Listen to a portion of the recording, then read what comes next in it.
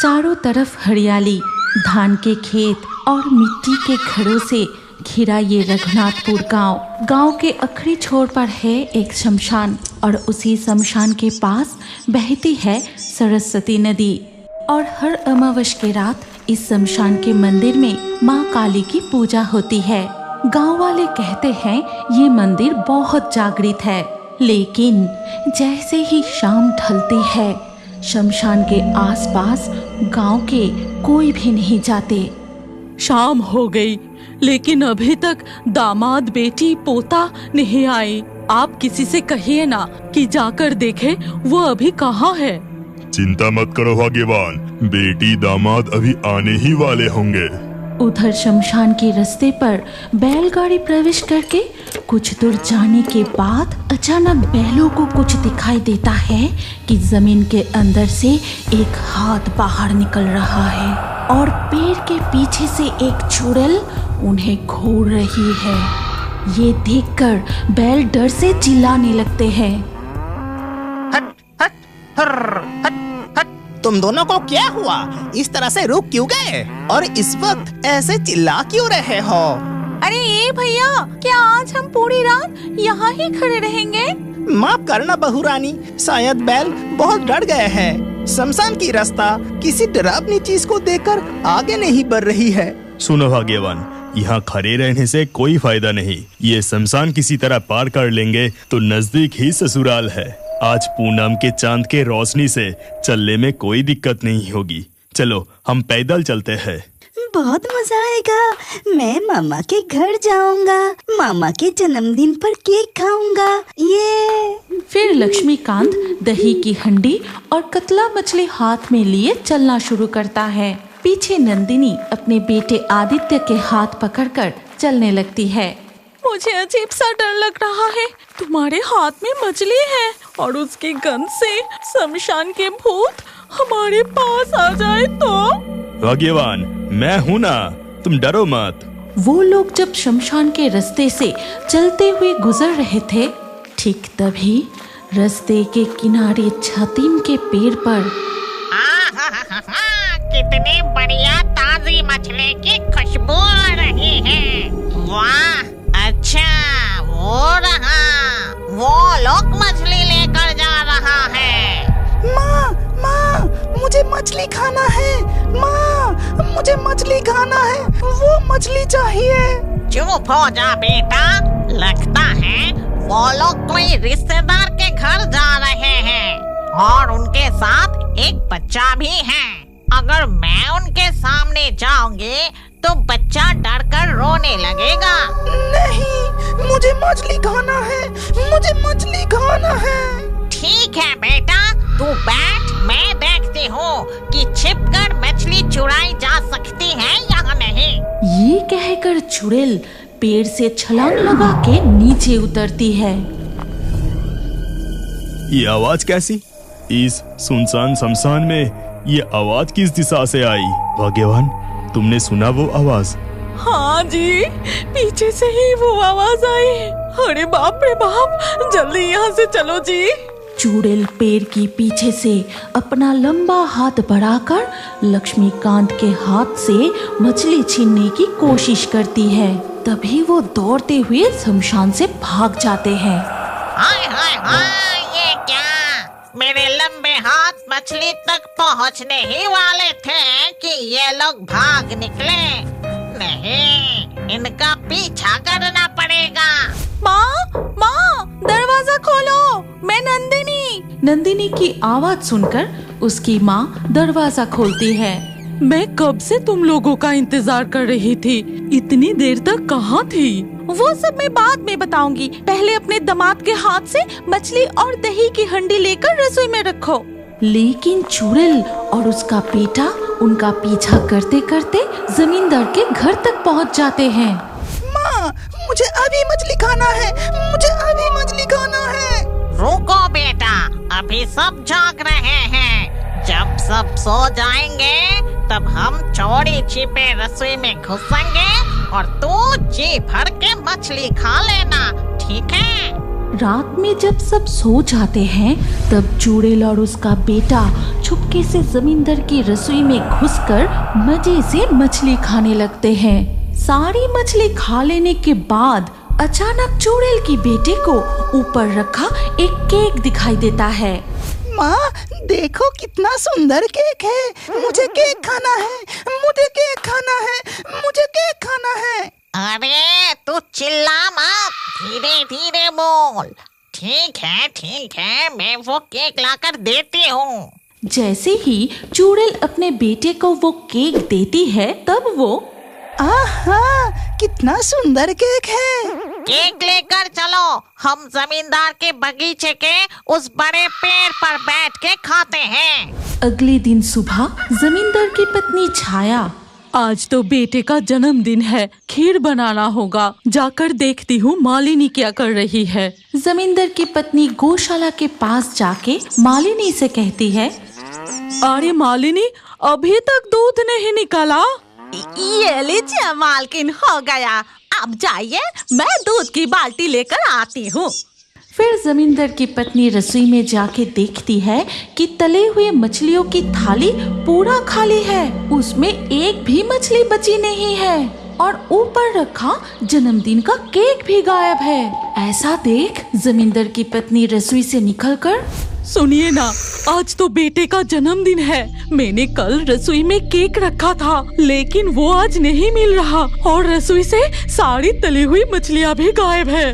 कहाँ गायब होके जाएगा?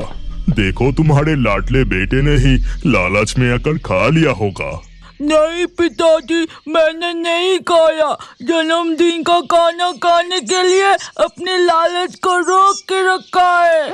अरे आप विक्रम को इस तरह से क्यों बोल रहे हैं? हाँ, उसे खाना थोड़ा पसंद है, लेकिन इसका मतलब ये तो नहीं कि वो ही सब कुछ खा गया।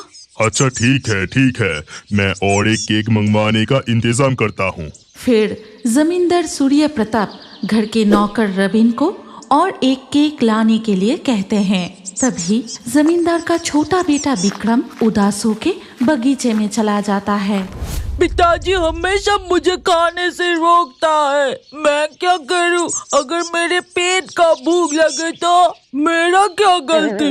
लेकिन केक तो मैंने नहीं खाया, फिर वो गया कहाँ? तभी विक्रम को सुनाई देता है कि इमली के पेड़ के पास कोई बातें कर रहा है।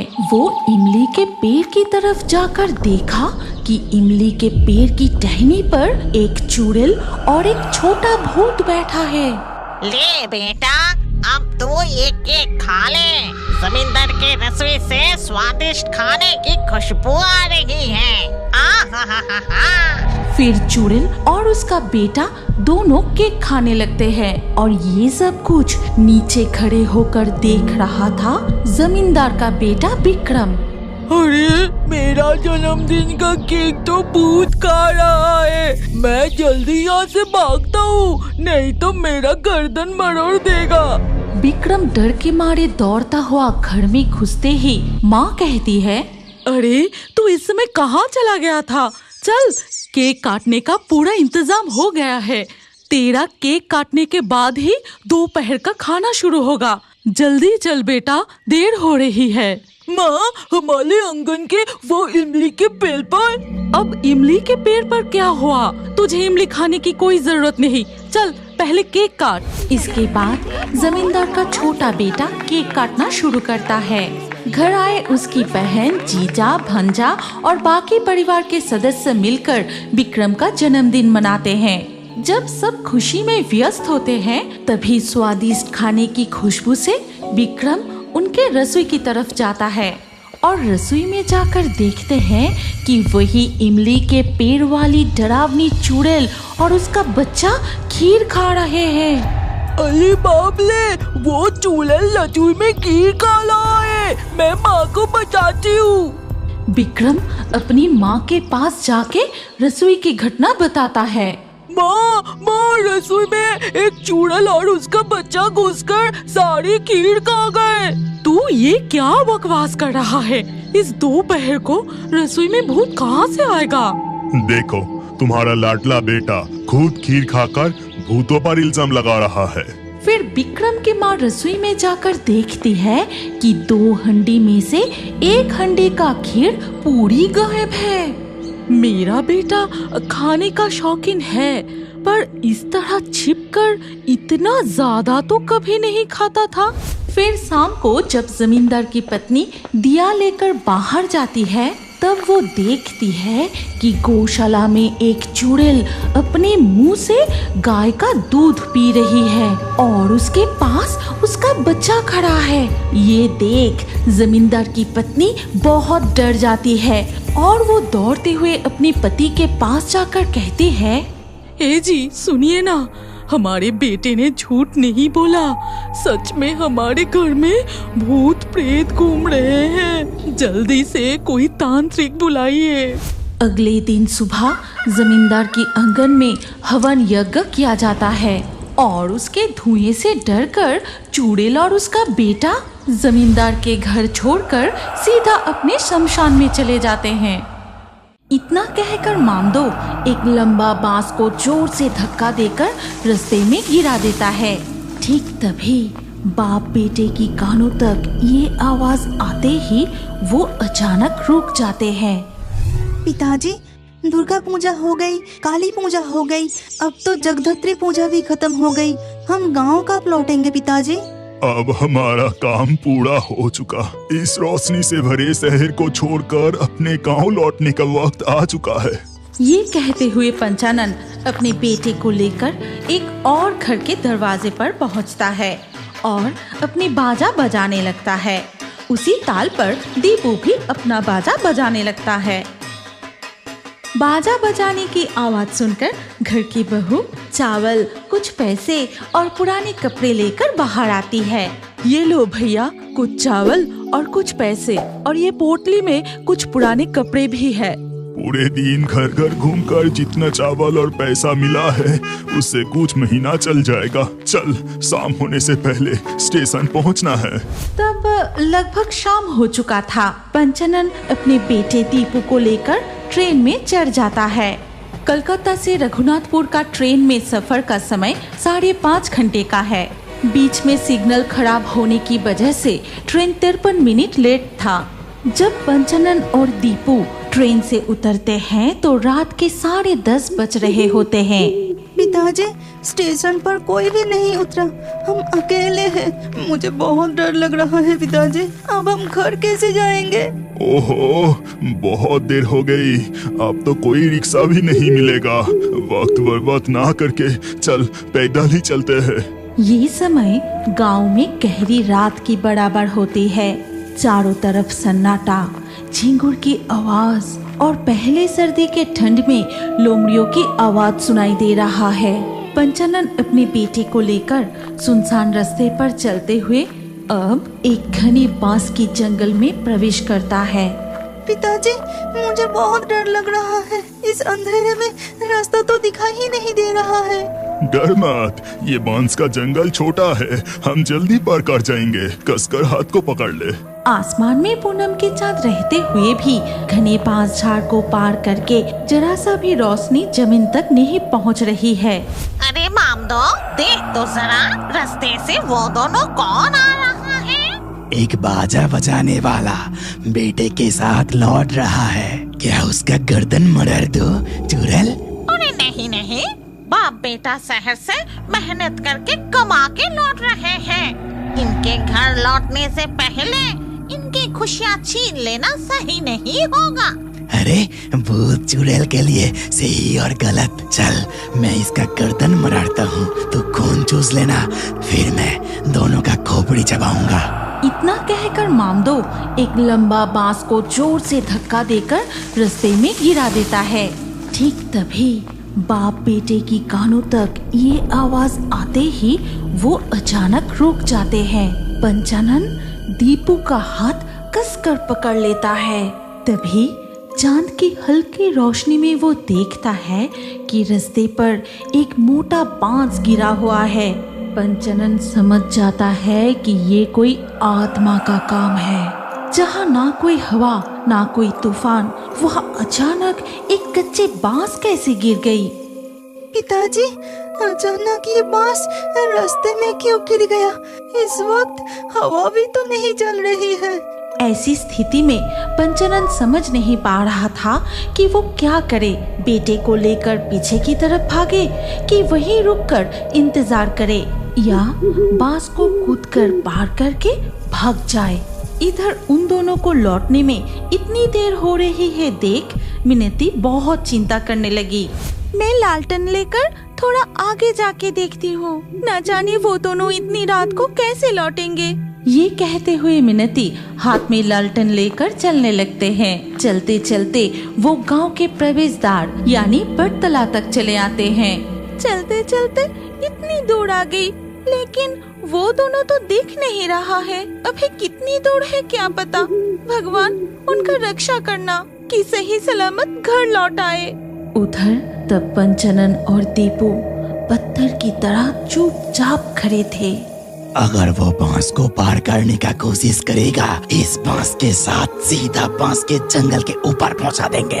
ऐसा मत कर मामदो, जाने दे उन्हें। देख तो जरा, डर के मारे इनके पसीने छूट गए हैं। अरे तू चुप रहे। कितने दिनों बाद इतनी रात को यहाँ इंसान देखने को मिला है और तू छोड़ने के लिए कह रही है। इतनी देर तक बांस को जरा सा भी हिलते हुए ना देख पंचानन ठान लेता है कि वो दौड़ते हुए कूदकर बांस को पार करेंगे। दीपू, मेरा हाथ मत छोड़ना।